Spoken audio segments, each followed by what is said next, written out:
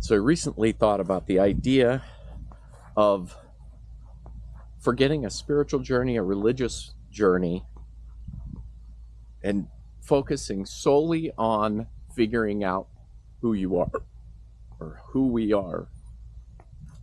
And what does that look like?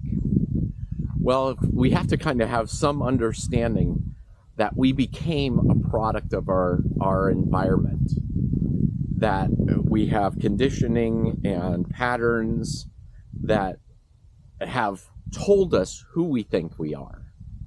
And so if we want to get out of that conditioning, here's a way that a person could possibly just choose, hey, I'm just going to figure out who I am, and then we go from there. So how do you do that? Well, basically, you have to become as objective as you possibly can, because you've formed your values based on who you think you are. So here's the way to do it, is just take a month, take three months, take 6 months for this journey of finding out who you are, and begin being an investigator, to going to things like in our culture, the politics is a big deal. And it's like, if you wanted to figure out who you are, go talk to both sides. Don't come to any conclusions on what you think at all. Be as open-minded. Ask as many people, like, why do you believe what you believe? Is this right? Is this wrong? Try talking to religious people and atheists.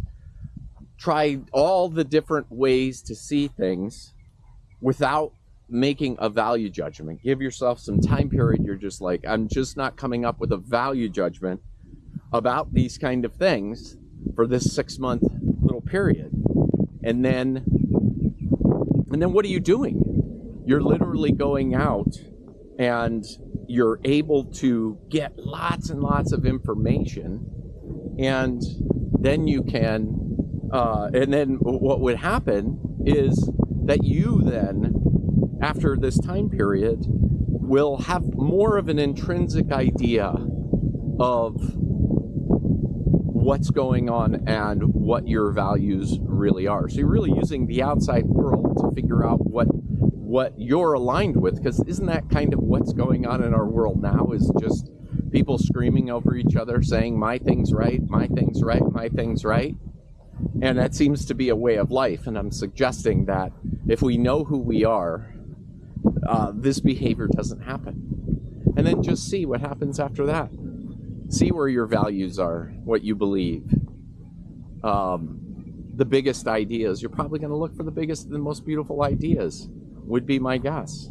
And I'm thinking who you truly are will want the most amazing things like love, joy, grace, beauty, these kind of things. So those are kind of little carrots that will probably be found along the path to figuring out who you are.